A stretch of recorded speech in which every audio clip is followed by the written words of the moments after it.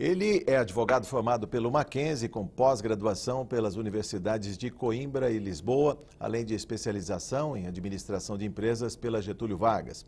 Foi secretário particular do governador Geraldo Alckmin, ocupou a vice-presidência da Câmara Oficial Espanhola de Comércio no Brasil. Também foi diretor jurídico da Sociedade Rural Brasileira, conselheiro e diretor do Instituto Brasileiro da Concorrência, Comércio Internacional e Relações de Consumo, o IBRAC, entre outros.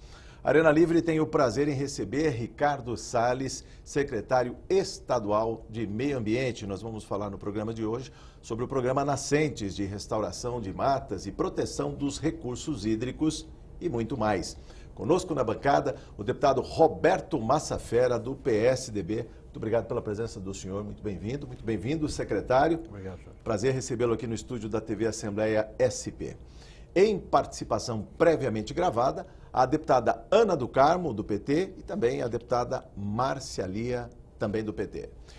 Secretário, vamos falar do programa Nascentes, o senhor que prestou contas à Comissão de Meio Ambiente recentemente nesta Casa de Leis, e eu fiquei muito interessado, os números são bastante ambiciosos, mas eu queria até colocar no plano se é muito, se é pouco, em termos de recomposição do que já foi perdido, em termos de cobertura vegetal. Só para um exemplo, segundo o INPE, lá na Amazônia, em 2015, desmatamos o equivalente, deputado Roberto Massafera, a 4 vezes a cidade de São Paulo, 6.207 quilômetros. Como fica esse trabalho, que eu sei que é de formiguinha ainda, né, de tentar a recomposição da mata ciliar e da cobertura vegetal paulista, e qual é a possibilidade da gente tentar diminuir o peso que tem na Amazônia, compensando aqui em São Paulo? Muito bem-vindo, secretário. Obrigado. Bom, em primeiro lugar, é impossível compensar a Amazônia no estado de São Paulo, até por uma questão de dimensão. Nós temos uma realidade completamente diferente. Segundo, ao contrário da Amazônia, São Paulo vem crescendo nos últimos anos a cobertura vegetal.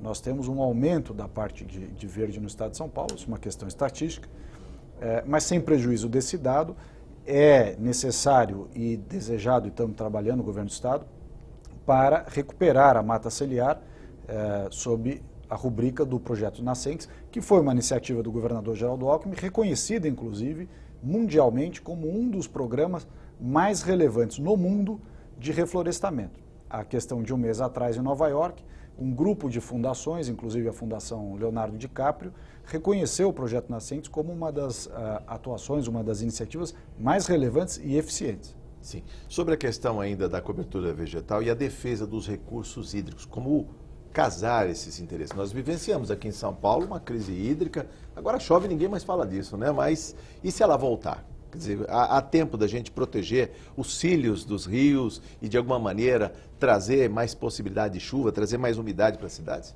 Bom, a questão de umidade é uma questão de clima, inclusive a Amazônia, como citou há pouco. Os rios voadores, né, que chegam até aqui? Tem grande influência no estado, mas o fato São Paulo são duas vertentes. Uma é a parte de meio ambiente, outra a parte de infraestrutura. Infraestrutura o governo vem fazendo, já aliás, antes do problema hídrico, já tinha iniciado as obras, por exemplo, da PPP do São Lourenço, agora são outras obras, Itaçupeba, enfim, várias iniciativas para o Alto Tietê, várias obras do governo do estado, que são feitas em consonância entre a Secretaria de Recursos Hídricos e a Secretaria de Meio Ambiente. Ou seja, obras importantes de infraestrutura com respeito e cuidado ambiental. Agora, nós precisamos lembrar sempre o seguinte, nós temos um problema cultural no país, não é no estado de São Paulo. A visão de proteção ao meio ambiente, os cuidados que hoje são tidos como dados, quer dizer, algo que você naturalmente observa, isso nem sempre foi assim.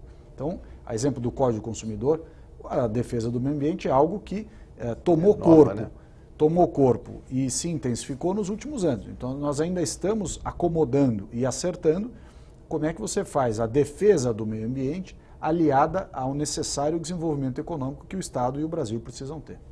Deputado, sua primeira intervenção. Deputado, engenheiro, conhecedor aí do Estado de São Paulo, ex-prefeito, né, de Araraquara.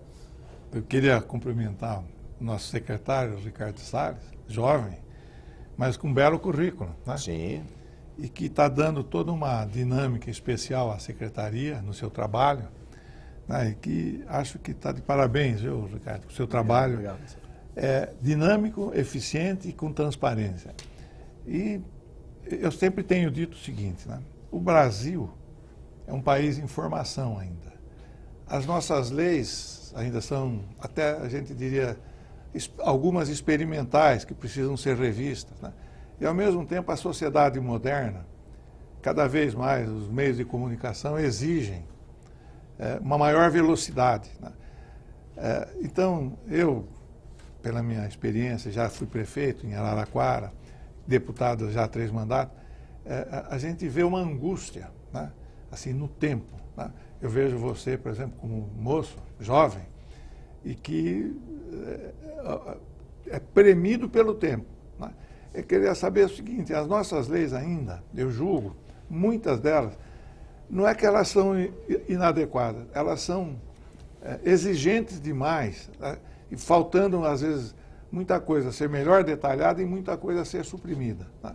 Eu acho que, como tem sido a sua gestão exatamente nesse ponto, dentro da Secretaria, nesse contexto, porque nós temos, no estado de São Paulo, uma agricultura muito forte, com a cana, com a laranja, com grãos, né?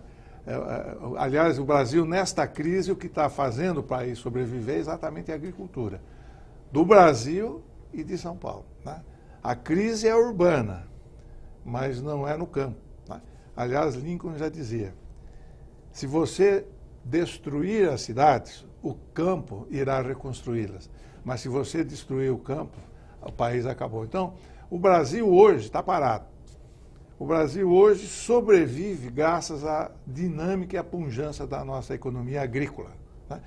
Então, secretário, eu vejo na sua juventude, no seu esforço, todo um trabalho em complementar isso, né? Então, nós temos aí problemas, eu estava vendo, de aquicultura, de conservação de nascentes, de poluição ambiental, de preservação de floresta, de mata atlântica, e, ao mesmo tempo, nós temos aqui na cabeceira do Alto Tietê, cidades como Guarulhos, que jogam todo um esgoto, né? E Guarulhos, Itaquá, várias cidades que poluem o rio, que leva muitos quilômetros para despoluir. Quer dizer, esse é um conflito que nós não resolvemos ainda. Bom, o deputado Massafera levou já à Secretaria diversos temas e que são enfrentados por nós diariamente, que são, primeiro, o conflito legislativo. Você tem normas municipais que conflitam com as normas estaduais e que muitas vezes conflitam com a norma federal. Então, essa harmonização das normas é um trabalho permanente da parte da Secretaria. O que nós temos feito?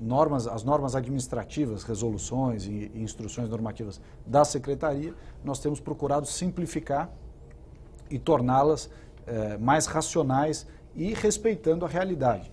Quer dizer, não é possível legislar, inclusive administrativamente, destoado ou desconectado da realidade na qual aquela norma se insere. Não adianta criar solução de laboratório, tem que criar uma solução que se amolde à realidade. Eu fui testemunha do seu esforço, por exemplo, na questão do cerrado, o cerrado em área urbana, principalmente. Quer dizer, nós temos uma legislação interessante, mas que precisa de um grande ajustamento nessa matéria do cerrado, principalmente para as áreas urbanas de municípios inseridos no bioma do cerrado, áreas que já foram loteadas, já foram urbanizadas e que geram problemas graves de interpretação e eventualmente até de impedimento do desenvolvimento municipal, jogando, portanto, a população o ônus de uma falta de desenvolvimento e que gera poluição, porque a falta de recurso para cuidar do meio ambiente, a falta de recurso para cuidar das nascentes e tudo mais, também é decorrente da falta de uma organização da sociedade. Agora, quais são os desafios que nós temos hoje lá na Secretaria e com a ajuda da Assembleia temos melhorado bastante? Enfrentar os temas e compor com a sociedade, ouvir associações, ouvir as entidades industriais, comerciais, patronais, imobiliárias, ouvir as comunidades que estão inseridas naquela realidade e produzir, ou tentar produzir, soluções que sejam adequadas, soluções que tenham realmente relação com aquela realidade em que se insere. O seu exemplo aqui da Mata Atlântica, a questão da poluição do ar, tudo são problemas que nós enfrentamos diariamente lá na Secretaria. E são problemas que precisam ser enfrentados sob pena da própria sociedade pagar o preço ou da demagogia, ou da inação, ou da omissão. Então somos nós que estamos à frente desse processo, nós, homens que trabalham no setor público. O assunto interessa. Fala mais do Cerradinho Paulista, ainda temos isso, porque para muita gente o Cerrado está lá, Planalto Central, Tocantins, Goiás, nós temos Cerrado Paulista. Pois é, o Cerrado é um tema importantíssimo. Primeiro porque ele é protegido por lei. Nós temos aí a exemplo do Código Florestal com a questão da Mata Atlântica, das florestas. Nós temos também um conflito intertemporal com relação ao Cerrado. O que precisa fazer? Estipular qual é o marco legal e dar segurança jurídica para que as coisas se consolidem e se resolvam. Você não pode ter um conflito entre proteção e desenvolvimento no momento em que o mundo inteiro, e o Brasil felizmente já caminha um pouco nessa linha, harmonizam isso, defesa do meio ambiente com o desenvolvimento. No caso do Cerrado, especificamente, o que nós temos que fazer? Os 174 municípios do estado de São Paulo que se inserem no bioma Cerrado precisam adequar a realidade, distinguindo, em primeiro lugar, campo de cidades. O deputado fez uma colocação aqui absolutamente pertinente, corretíssima, que é o seguinte: o campo, hoje no Brasil, é responsável pela sustentabilidade ambiental. Há exceções, há problemas, não tenho dúvida, mas a agricultura brasileira, o desenvolvimento do campo no Brasil é referência para o mundo. No estado de São Paulo, e em especial a área de Cerrado, nós temos uma proteção ao remanescente de Cerrado em áreas rurais e uma outra realidade de Cerrado em área urbana. Remanescentes de loteamento urbano, de áreas que já estão absolutamente antropizadas e sendo utilizadas pela atividade econômica, não tem o mesmo valor ambiental da preservação de maciços em área de cerrado na parte rural, ou pelo menos agregados em parques em área urbana. Então nós precisamos fazer uma distinção dessas realidades sob pena de causar injustiça. E toda vez que você causa uma injustiça ou aplica uma norma que é irracional, o que você faz? Você empurra a pessoa para a ilegalidade. Sim, mas como fica a proteção dessas áreas? É importante saber. Vamos para Araraquara, São Carlos e Ibaté, a gente olha de um lado do outro, é cana. Vou te explicar. Qualquer município tem sua área total. Dentro dessa área total existe a área urbana, que o plano diretor municipal dirige para fazer loteamento, etc. Não é? Sim. E o resto do município é a rural. A legislação, às vezes, tanto a federal como a estadual, conflita um pouco nesse ponto. Sim. Vou te dar esse exemplo que nós estávamos discutindo. Dentro do perímetro urbano de uma cidade como Araraquara, ou como São Paulo, você tem uma área. Fora disso, você tem o resto do município. Sim, então, São Paulo, você tem a Serra da Cantareira, tudo isso. São Paulo tem área rural também. Área rural, pouca gente conhece ali, no Capivari Monos. Lá no sul. Agora, o que nós passamos? Em 2009, aqui, nós aprovamos uma legislação de proteção do cerrado. Né? E não ficou muito clara a distinção, o uso dessa lei na área urbana como na área rural. Muito bom. Então, imagina na área urbana, na cidade de São Carlos, em 1994 se fez um loteamento, que era numa área que tinha cerrado. Foi desmatado tudo, foi vendido. Você comprou uma área e fez a sua indústria. Eu comprei e não fiz nada. Isso em 1994. E em 2009 nós pusemos uma legislação de proteção à rebrota do cerrado. A minha área, por exemplo, né, não pode mexer que mais. Eu não mexi, o cerrado rebrotou. Então, hoje você não pode mais remover, mesmo sendo área urbana. Então, são detalhes que nós... E muitas vezes, cercada de loteamentos industriais ou residenciais. Quer dizer, o valor ambiental, Massafera, desta área tem que ser entendido à luz da realidade. Não adianta construir uma norma que ela é muito bonita tecnicamente ou ela filosoficamente ela é interessante, mas não se coaduna com a realidade. Essa realidade que você acaba de descrever de São Carlos, e você teve a bondade de levar isso à secretaria, é um exemplo típico de inadequação da norma ao caso concreto. É um exemplo típico. Por favor, deputado. Eu participei do trabalho ano passado da aprovação do cadastro das áreas rurais. O Código Florestal impôs normas nos estados. E o estado de São Paulo aprovou, nós aprovamos aqui, então a Assembleia aprovou a lei do cadastro rural. Com algumas coisas muito interessantes. Por exemplo, Se você tiver uma fazenda de 100 alqueires em Matão, mas não fez até hoje a reserva florestal obrigatória, a nossa legislação anterior permitia que os 20% da reserva florestal obrigatória fosse feita no mesmo bioma ou Sim. na mesma bacia hidrográfica. Né? Isso.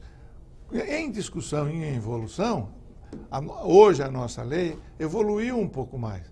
Em qualquer lugar do estado de São Paulo, você adquire uma área, Mata Atlântica, o que for, e faz a compensação e faz lá. a compensação lá como reserva. Com grava. espécies nativas. É assim que funciona, secretário?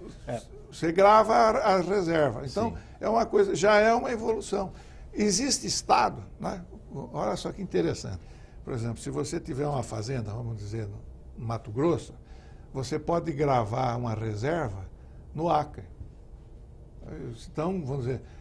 Isso já é possível. Já é possível. Agora, secretário, também sobre a questão do impacto de grandes obras. Daqui a pouco a gente vai ouvir uma deputada sobre isso.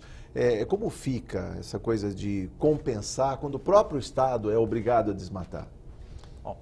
Em primeiro lugar, a mensuração do impacto de obras no meio ambiente é feito pelo órgão credenciado para isso, né? Então, a CETESB, que é de longe o órgão ambiental, a agência ambiental mais qualificada do Brasil e uma das mais qualificadas do mundo, sim, ela tem competência para dizer se aquele dano que se projeta em razão de obras, ele é possível de compensação e em que medida essa compensação vai ser feita. Então, esse é um cuidado, quer dizer, nada é autorizado sem um prévio estudo de impacto ambiental pela CETESB, o EIA-RIMA. Muito bem. Então, dito isso, quer dizer, o Estado, assim como o ente privado, ele tem necessidade de realizar obras. Essas obras são realizadas como? Na exata medida do licenciamento ambiental, do estudo de impacto ambiental, que foi elaborado pelo órgão mais credenciado a fazê-lo, que é a CETESB. Sim. Então, se você tem a CETESB dizendo, pode fazer, mas faça nesta forma e tome essas medidas mitigatórias ou essas medidas compensatórias, a rigor, você atendeu o que a legislação e o que a lógica de sustentabilidade demandam. Então não há problema nenhum, desde que você tenha o estudo de impacto ambiental e o licenciamento feito adequadamente. Bom, sobre a questão da compensação é justamente a pergunta da deputada Ana do Carmo, do PT. Vamos conferir. O povo paulista precisa de ter consciência, o povo do ABC sabe que a compensação ambiental não está acontecendo naquela região, desde o compromisso deles com a compensação, com a construção do Rodoanel. Portanto, a despoluição dos nossos rios, das nossas nascentes, das nossas represas, que é da competência também da Secretaria do Meio Ambiente de estar cobrando isso.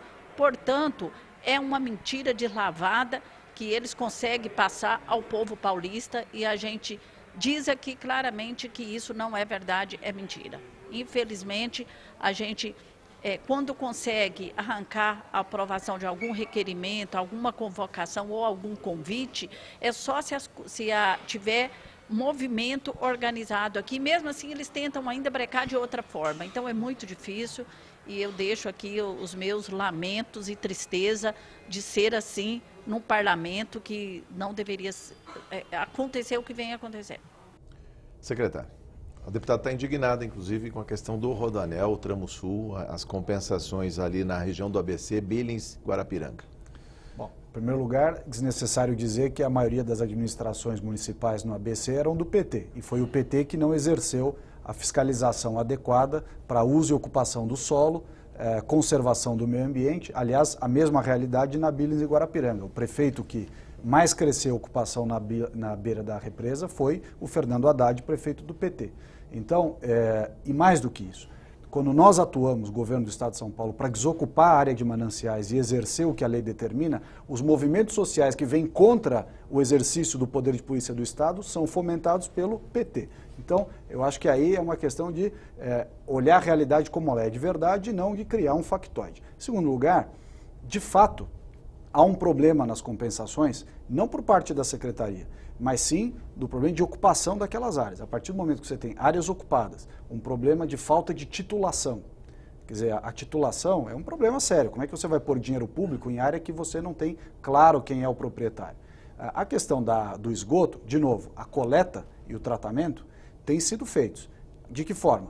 A Sabesp vai, faz a rede de tratamento, faz a rede de esgoto. Agora, nós não conseguimos acompanhar, o governo do estado não consegue acompanhar o fomento que essas prefeituras deram, o apoio que deram a, vamos dizer assim, urbanização de áreas que jamais poderiam ter sido urbanizadas. Sim. Hoje você passa em cima da Billings, em Guarapiranga, você vê verdadeiras áreas urbanizadas na beira da água. Quer dizer, não tem nenhum respeito à área de preservação permanente. Então, e o que foi feito isso? Foi feito isso com o apoio do poder municipal. Então, não adianta jogar para o governo do estado uma responsabilidade que é, na maior parte, dos municípios. Sim. Deputado, eu ia perguntar ainda sobre a reserva da biosfera, né, que fez 25 anos. Depois tem uma outra dúvida. Eu queria complementar um pouco as palavras dele nesse assunto. Em 1982, o governador Franco Montoro criou a Secretaria de Assuntos Metropolitanos e foi nomeado, na época, o doutor Almino Afonso como secretário de Assuntos Metropolitanos, que deveria cuidar da metrópole, no sentido de juntar todos esses municípios que você falou, São Bernardo, dialogar Diadema, entre si, né? E tal. Muito bom. O que houve? Houve, então, a restrição, naquela época, na lei, da proibição de ocupação de área de mananciais, inclusive da Serra da Cantareira. Muito bom. Os donos da terra, os proprietários dessas áreas, em represália, passaram a fazer loteamentos clandestinos. Nos fins de semana, eles iam com tratores na Serra da Cantareira, abriam ruas, demarcavam quadras e derrubavam árvores, chamavam pessoas e um sim, um não, davam lotes.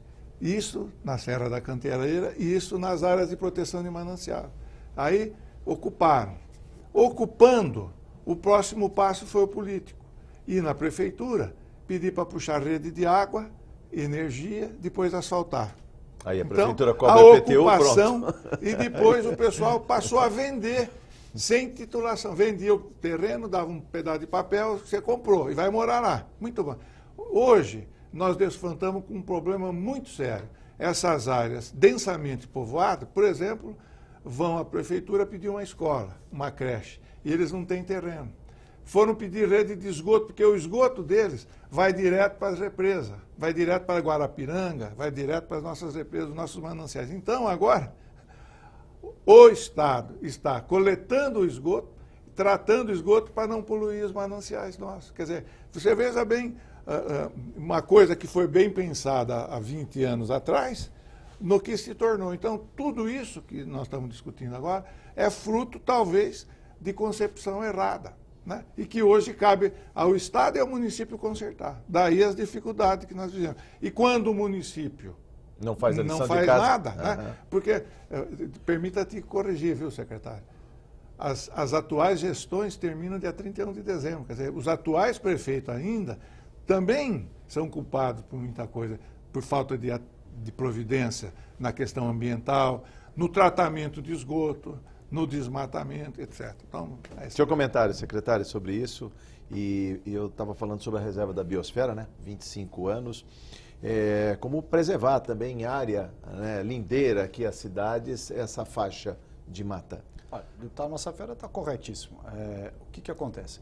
Primeiro, os proprietários realmente abandonaram as áreas nesses locais onde foram criadas as restrições. Então, de novo, uma falta de planejamento, quer dizer, como é que você, por um lado, preserva sem haver um desincentivo econômico à exploração adequada da área. Porque, de novo, como dissemos há pouco, o desincentivo ou incentivo equivocado joga a pessoa para a ilegalidade, enfim, é todo um processo de falta de ordenamento. Agora, a questão da Cantareira, assim como o Billings e Guarapiranga, é um misto. Atuação de prefeitura, atuação do Estado, fiscalização e conscientização.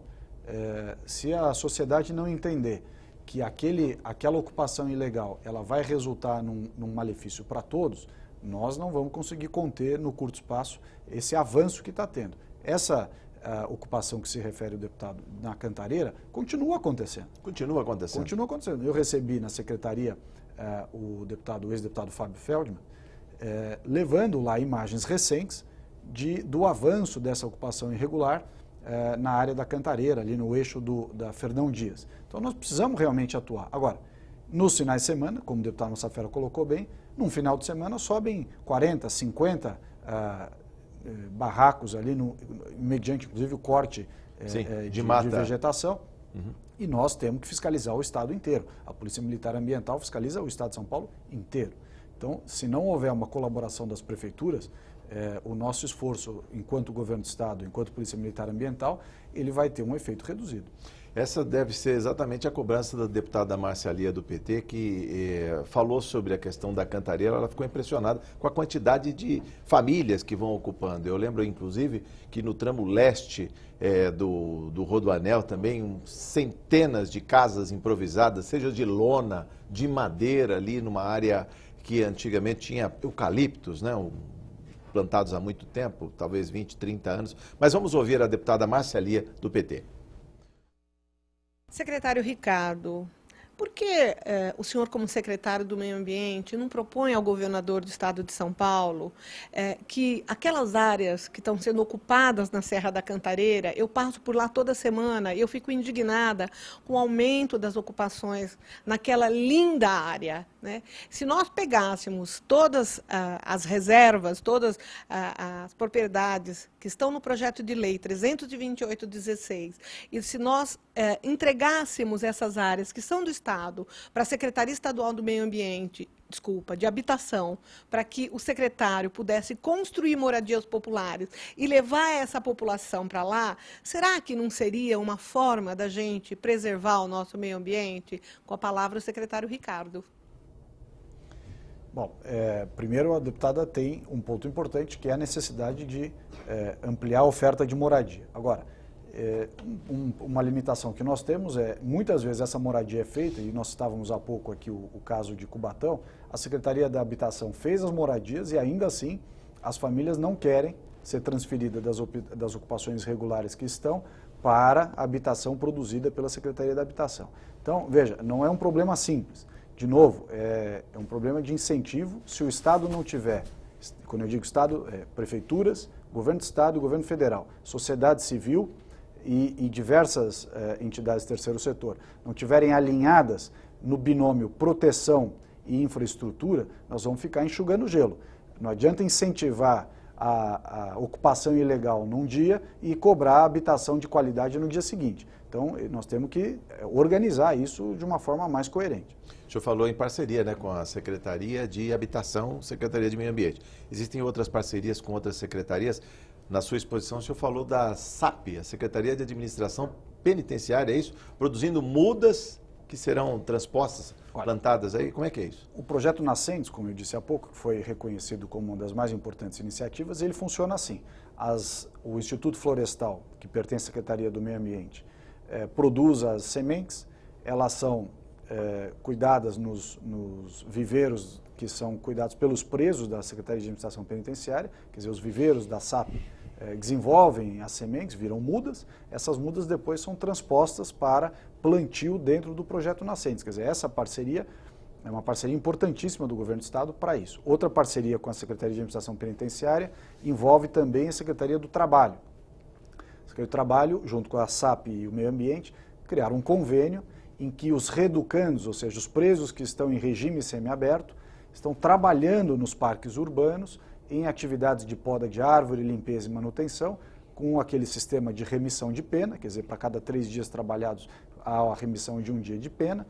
E mais, por determinação do governador Geraldo Alckmin, nós estamos criando um mecanismo através de cooperativas para que os egressos desse sistema, ou seja, esses reeducandos que trabalharam conosco nos parques, possam, no momento seguinte que tenham extinguido a pena, ou cumprido a pena, trabalhar via cooperativa para a secretaria, de tal sorte que haja uma garantia de emprego e com isso nós evitamos a reincidência do preso no problema da criminalidade. E a parceria também com a Secretaria de Segurança Pública, Polícia Militar Ambiental, importante, né? Muito importante. Polícia Militar Ambiental é um braço que nos apoia.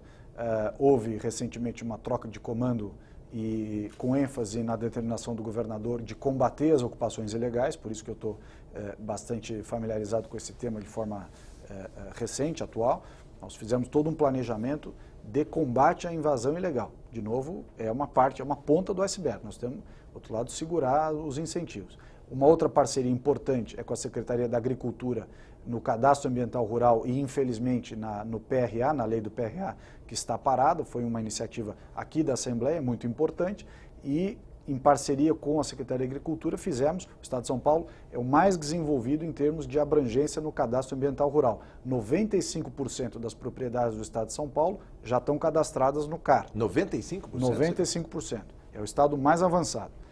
A outra parceria também muito importante para nós é com a Secretaria de Recursos Hídricos. Nós fazemos lá, entre o meio ambiente e recursos hídricos, realmente todo um trabalho de nascentes, de proteção de mananciais, enfim, são parcerias intergovernamentais que militam em favor da sociedade. Isso tem gerado multas também, elas são canalizadas, são colocadas a serviço lá da Secretaria de Meio Ambiente, ou seja, é reinvestido o dinheiro dessa multa num programa como esse?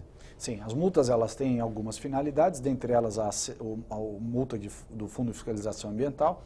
A nossa proposta, inclusive, é aquelas multas que ainda não foram inseridas no sistema de dívida ativa, na inscrição na dívida ativa, e, portanto, não foram para ser cobradas ainda pela Procuradoria-Geral do Estado, pela PGE, nós vamos fazer uma renegociação administrativa, multas oriundas da CETESB e multas oriundas da Polícia Militar Ambiental. Vamos chamar os devedores e oferecer um desconto, dada a incidência de juros e multa e principal, um desconto sobre o pagamento para reverter no projeto nascentes, ou seja, na segurança hídrica, na recomposição de mata ciliar das nascentes e dos mananciais. O senhor conhecia, deputado? É um refis ambiental? Refis ambiental. Conhecia, deputado? Conhecia. É uma coisa que as empresas, no interior é comum, né, você receber uma multa ambiental.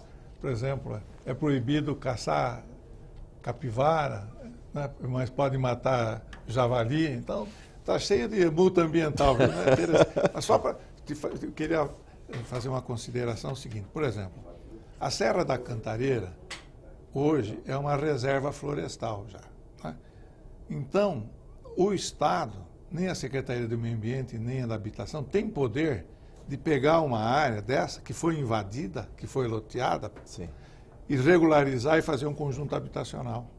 Esse é o problema. Quer dizer, às vezes você tem gente que invadiu a Serra da Cantareira, está morando lá, mas não há condição legal de você regularizar aquele lote, aquela área, legalmente. Né? Muito bom. Aí o Estado resolve fazer 5.000 casas em outro lugar.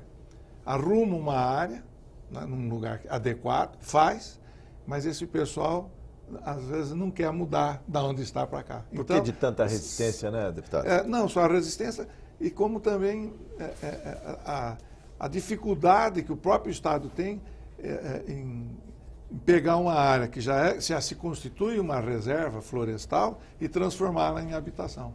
Não pode. Teria até que desafetar a área verde, que é algo dificílimo. Então não dá para fazer. Eu tenho um número assim, que é chocante, de que os loteamentos clandestinos na cidade de São Paulo, invadindo a área de mananciais e sim, Serra do Mar, etc., mais de 50% dos lotes legalmente legalizados. É a cidade legal maior que a cidade legal. Exatamente. Isso que é um grande problema. Ainda sobre os programas da Secretaria, combate a madeireiras, a questão da madeira. O senhor está falando em construção é concreto, é cimento, bloco, mas é também madeira. Como combater o desmatamento da Amazônia, o que é feito aqui em São Paulo, que é o maior mercado consumidor? Pois Jorge, como você colocou bem, São Paulo é o maior mercado consumidor de madeira do Brasil. Então, em meio à madeira legal, você tem a madeira ilegal. O que a Secretaria tem feito? É fiscalizar a ponta consumidora, ou seja, os distribuidores de madeira têm lá um regramento aplicável e nós vamos cumprir, como fizemos recentemente uma operação, de fiscalizar a madeira e extinguir, evidentemente, a madeira legal da ilegal. É uma maneira de você contribuir para manter a floresta em pé lá na Amazônia.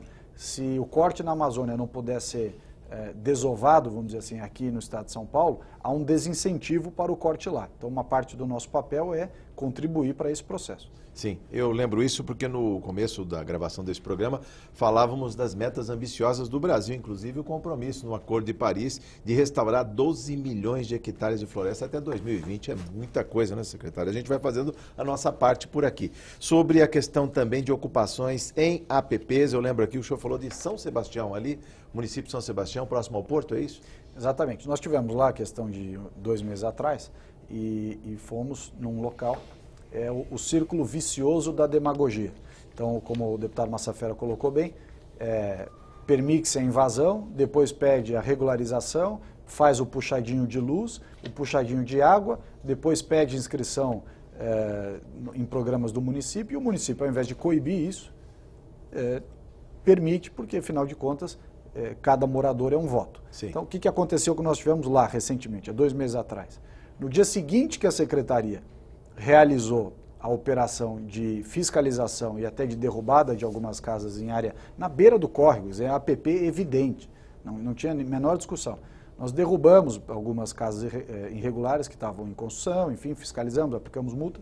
No dia seguinte, um movimento político da oposição local lá em São Sebastião dizendo que aquilo atentava contra a moradia, quer dizer, olha, o que atenta contra a dignidade do cidadão e os seus direitos é permitir e até incentivar de maneira irregular esse tipo de ocupação ilegal e que depois acaba forçando a tese do fato consumado a prefeitura regularizar algo que não jamais poderia ter sido regularizado. O senhor falou de um eleitor, um voto, mas também não há uma certa sanha municipal em arrecadar o IPTU. Eu vi até uma declaração sua de compensar, ou seja, a prefeitura não cobrar IPTU de quem preserva a mata em pé, os recursos hídricos. Como é que é isso, secretário? Eu acho assim, primeiro, eu acho que seria um equívoco de qualquer prefeito querer incentivar esse tipo de área em troca de IPTU. Primeiro que o IPTU não traz a dignidade para o cidadão e não paga o dano ambiental. E mais a mais, essas áreas são consideradas zonas especiais de interesse social, as EIs, que são isentas de IPTU de qualquer jeito. Então, essa é uma questão. O abatimento de IPTU em áreas de preservação municipal, as RPPNs, né? O RPPN é uma forma de conservar em que o particular institui sobre a sua área o caráter de unidade de conservação, conforme regramento federal, inclusive. Já há, para as RPPNs, isenção do ITR, do Imposto Territorial Rural. Que é passado para as prefeituras, antes era federal. O ITR é um imposto federal, na verdade, que há o compartilhamento da gestão do imposto. Mas o IPTU de RPPNs, ou de reservas privadas, ele depende de lei municipal. Então, o que nós temos feito na Secretaria e fizemos recentemente na cidade de Mogi? Foi incentivar a prefeitura para que, reconhecendo uma RPPN por parte do Estado, ela dê isenção do IPTU. É uma forma de conservar o meio ambiente sem ônus de fiscalização e segurança por parte do Estado, que custa muito, aliás, para a Secretaria do Meio Ambiente, e o proprietário que institui sobre a sua área o RPPN conhece melhor do que ninguém quais são as características, as necessidades. Vamos falar de município verde e azul? Vamos. Pode ser? Claro. Vamos falar de município verde e azul. Aliás, quando o senhor conversou com os deputados na Comissão do Meio Ambiente, eu vi também uma meta ambiciosa, que é lixão zero em 2017. Hoje são 47 lixões ou aterros inadequados, né? Olha com esse nome, né? Aterros inadequados. E já houve uma redução, eram 91, né? Caiu para isso, quando nós assumimos no meio do ano eram 91, agora já está em 47, nossa meta é zero. E por que zero? Não tem sentido você ter uma área irregular, inadequada, como nós dizemos lá na Secretaria, seja do lixão, que depois, se regularizado, adequado, chama-se aterro, ou o transbordo, que é aquele local onde descarrega e recoloca o lixo para destinação. Agora, o que acontece aí? Mais uma vez, é preciso ter senso de realidade. O deputado Massafera conhece bem esse assunto, lá da região que foi prefeito, Araraquara e tudo. Os municípios têm limitações orçamentárias. E as soluções mais adequadas sob a ótica ambiental, elas têm um custo. Custo esse que guarda a relação com escala, com eficiência. Então, o que nós precisamos fazer? Ajudar o município, todos os municípios, no estado inteiro, a solucionar o problema do lixo, considerando o necessário equilíbrio econômico-financeiro dessa solução. Não adianta gerar soluções que só ficam de pé na cabeça de quem as criou. Nós temos que ter soluções que perdurem, que os municípios possam sustentar. E para isso, a organização dos municípios em consórcios, em grupos regionais, eu acho que o raio, inclusive, para a racionalidade para a eficiência do aterro é de 60 quilômetros, nós precisamos ter os aterros e os transbordos feitos de forma adequada, com o apoio do governo do estado, para que o município a quem compete tenha uma solução da coleta e tratamento do lixo. Que é uma grande dificuldade para os municípios ainda, a coleta e tratamento eu imagino uma cidade, Ubatuba, Caraguatatuba, tendo que subir caminhões de lixo, carretas de lixo, subindo a serra para Jambeiro. Deputado, o que falar sobre isso? Eu acho que cada cidade tem a sua característica, né? Então, sim. Geográfica e, eu diria, topografia. Sim, né? sim. Então nós estávamos pensando, nós temos Ribeirão Preto, São Carlos e Araraquara, formando um triângulo. No meio, no centro de gravidade desse triângulo, nós temos Guatapará. Montaram uma central de resíduo, de lixo. Sim. Então, onde você, de Araraquara ou de São Carlos, faz o transbordo para lá e de Ribeirão Preto também. Então, esse é o lixo orgânico da cidade. Mas no lixo orgânico da cidade, já se faz separação. Você tem o metal, sim, você tem o plástico, você tem o papel e tem a parte orgânica. Que separado gera valor agregado. Já gera valor agregado. Então, é uma das coisas que ainda não está sendo feita, mas que poderá, inclusive, depois para gerar energia. Já tem uma usina térmica com isso. Biomassa. Outro problema é a gente fala, o resíduo sólido da construção. Então, na hora que você faz uma demolição de uma casa, derruba aquela casa, um prédio, né? Aquilo que cai no chão chama resíduo sólido, vamos dizer, tá? Muito bom. Esse resíduo sólido não vai se misturar com o lixo orgânico da cidade, tem que ir para outro lugar. Então, o problema também é você ter o lugar adequado para pôr o resíduo sólido. Né? Manda para o secretário Arnaldo Jardim e para a Codasp ali, para perenização de estrada, se for o caso. Agora, nós temos no estado de São Paulo 645 municípios. Tirando São Paulo, dá 644. 70% desses municípios têm menos de 20 mil habitantes. 450 municípios têm menos de 20 mil habitantes. E esses municípios, apesar do esforço, ainda no lixo orgânico não consegue fazer a reciclagem. Sim. No resíduo sólido também não faz. Então, pega o resíduo sólido, joga no orgânico, e o orgânico fica aquele lixão. Então, são coisas que...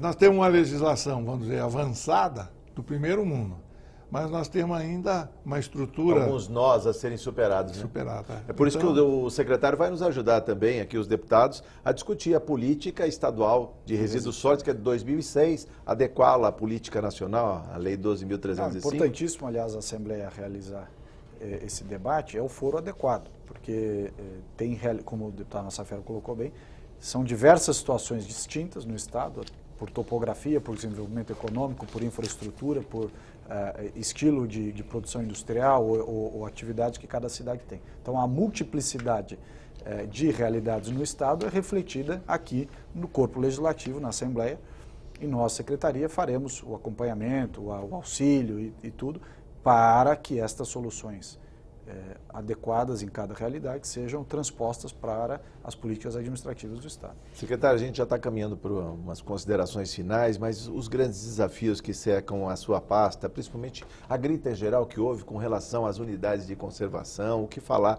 da administração de parques, como é que está essa situação? Bom, a Secretaria, como você sabe, tem a Fundação Florestal, a quem compete cuidar das unidades de conservação, tem as áreas que pertencem ao Instituto Florestal, que são as áreas de produção de pinos, eucalipto e sementes.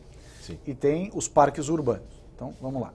Parques urbanos. A ideia é trazer, inclusive, para, eventualmente, nos outros parques, nos parques urbanos da Secretaria do Meio Ambiente, a participação do setor privado. Patrocínio, serviços, equipamentos, enfim. O setor privado deseja ter essa exposição. Nós entendemos que a população quer essa parceria, se beneficia dela, e em termos orçamentários, para nós é importante. As áreas, os parques da CPU, Coordenadoria dos Parques Urbanos. Depois, a Fundação Florestal nas unidades de conservação. Nós temos unidade de conservação no estado inteiro. Sim. Um grande problema para fiscalização, segurança e manutenção. O que nós precisamos fazer? ter uma gestão organizada. Com manejo, inclusive, secretário? O manejo é obrigatório. Então, você ter os planos de manejo decorre da legislação federal. Agora, o plano de manejo propriamente dito tem que ser uma peça racional, uma peça enxuta, tem que ser uma peça objetiva e não um instrumento de demagogia ou de contação de história. Então, nós temos um problema aí nos planos de manejo. Muitos dos que foram realizados são ineficientes, são inadequados para a realidade onde eles foram desenhados. Então, nós precisamos rever esses. E nós precisamos fazer o seguinte, olhar para o futuro e os próximos planos de manejo serem elaborados à luz da eficiência e da aplicabilidade. Eles têm que ser eficientes para aquela unidade de conservação e, além da unidade de conservação, que a gente às vezes não comenta, o chamado zona de amortecimento, que são as atividades que estão no entorno do parque e que são afetadas por ele. Então, que geram pressão, né? E que geram pressão, exatamente. Então, precisamos respeitar isso. Em terceiro lugar, as unidades do Instituto Florestal, que são áreas que podem ser arrendadas pelo setor privado, que no Brasil é o setor de desenvolvimento de madeira, silvicultura mais avançado do mundo. Sim. Então, a eles eu acho que cabe fazer esse papel e não ao Estado. Em segundo lugar, áreas que já não têm mais escala para exploração de madeira ou de pesquisa, etc., são áreas que têm que ser alienadas. O poder público não tem que tomar conta de áreas que o setor privado tem apetite em desenvolver. Então, nós precisamos fazer essa distinção e ter objetividade, lembrando que toda solução que passe por Estado passa por orçamento, portanto passa por cobrar imposto da sociedade. Por essa casa de leis, inclusive, né? Exatamente. O que faltou dizer, as suas considerações finais para encerrar esse Arena Livre com o secretário Ricardo Salles. Só uma consideração. O Brasil tem 9 milhões de quilômetros quadrados. O estado de São Paulo deve ter 300 mil quilômetros quadrados, mais ou menos. E nós temos a definição de Amazônia, a mata, da preservação, onde hoje os estudos chegaram que a floresta amazônica é uma floresta decadente. Ela produz muito mais gás carbônico do que produz de oxigênio. Então já existem estudos de que áreas da floresta amazônica você faz um plano de remanejamento em 30 anos. E 1/30 dessas áreas você remove a vegetação e depois replanta. Remove a vegetação, inclusive, para termoelétrica. E tira a madeira de lei, que poderá ser negociada. Você tem uma ideia, num hectare na Amazônia, nós temos lá mais de 100 espécies. Então, eu quero IP. Não pensa que você vai achar tudo juntinho. Né? Vai andar no meio do mar, como seringueira também. Bom, então, o que a gente teria que talvez trazer para São Paulo também exatamente isso. Então, as nossas florestas que nós estamos preservando, tanto na Cantareira como na Serra do Mar, são florestas decadentes, que não produzem mais oxigênio, produzem muito mais gás carbônico.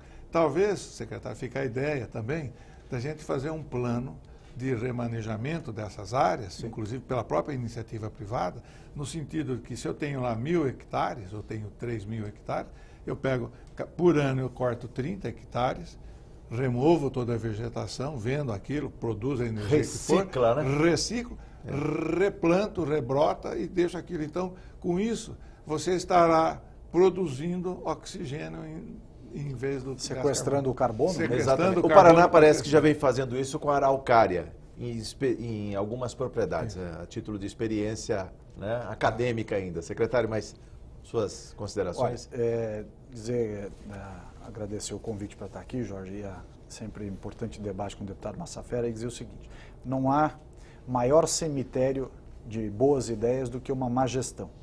Então, se nós não fizermos o cuidado do meio ambiente, observando a boa gestão, como colocou agora o deputado Massafera, com essa questão do sequestro de carbono, com a floresta plantada e a renovação, o manejo, isso é gestão. O deputado escreveu aqui uma visão de gestão e eficiência.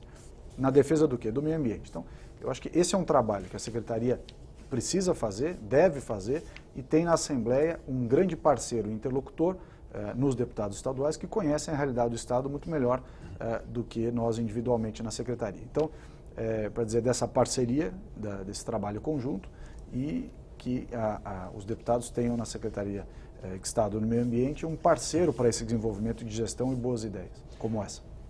Você também participa deste programa com críticas, sugestões ou comentários pelo endereço eletrônico arenalivre@al.sp.gov.br. Secretário, muito obrigado por seus esclarecimentos.